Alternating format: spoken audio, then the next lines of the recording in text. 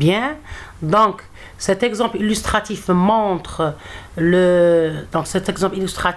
graphiquement montre les différentes étapes du processus de la méthode de descente de gradient. Lorsqu'on calcule le gradient comme c'est-à-dire comme procédure de calcul pour déterminer la direction des deux cas, et on peut avoir d'autres méthodes, c'est-à-dire d'autres façons de la calculer.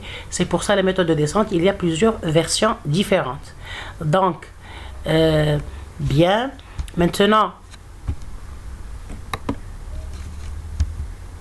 la méthode de descente est une méthode qui est classique, elle date des années 1960, mais aujourd'hui elle connaît un très grand intérêt, en particulier pour l'entraînement des réseaux de neurones profonds, ou le deep learning, et le machine learning, qui est par exemple la reconnaissance, entre autres, la reconnaissance vocale, la reconnaissance faciale, c'est-à-dire le traitement de l'erreur quadratique moyenne, etc.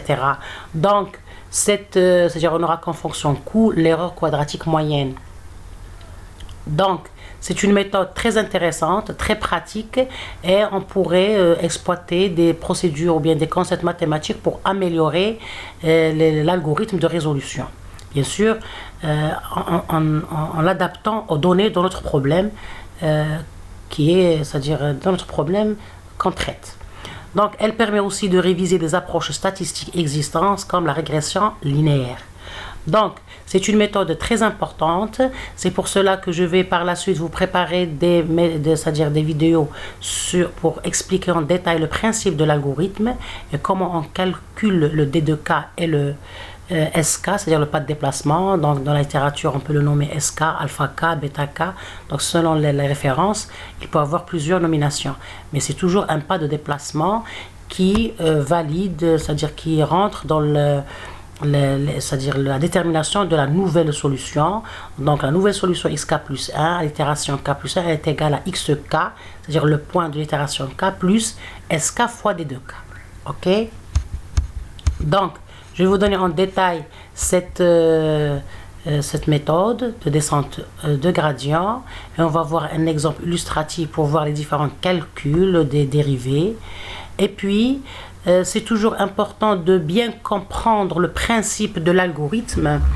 Il faut bien le comprendre, c'est-à-dire sémantiquement, pour que l'étudiant, bien le chercheur, puisse apporter des améliorations ou bien des contributions dans l'algorithme, bien sûr vis-à-vis de son problème à traiter. Donc, parce que déjà l'algorithme de base, c'est-à-dire il comporte ces étapes-là, c'est-à-dire les étapes dont on a déjà parlé. Le calcul, la construction de la direction de descente et le réglage du pas de déplacement. Le fait de dire réglage, parce que c'est-à-dire, ça peut être dynamique. Selon chaque itération, le calcul du pas, il peut changer. Donc, on a plusieurs stratégies de déterminer la direction et de régler le pas de déplacement pour déterminer la nouvelle solution, bien sûr, dans le but de descendre vers la nouvelle, bien sûr, de descendre vers la solution optimale. Mais, c'est-à-dire, leur choix, il est primordial vis-à-vis du problème. Donc, je disais que l'étudiant ou bien le chercheur doit bien comprendre le principe de l'algorithme pour deux raisons. Premièrement, pour qu'il puisse l'adapter à sa problématique, et deuxièmement, pour qu'il puisse apporter des contributions ou bien des améliorations qui peuvent être, même c'est des améliorations nouvelles qui vont être prises en compte dans une publication par exemple.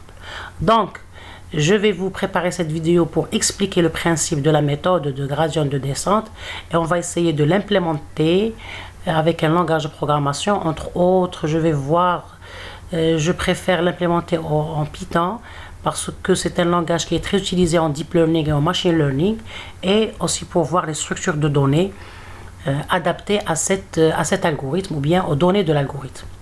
Donc, je vous remercie pour votre attention et à la prochaine vidéo. Merci.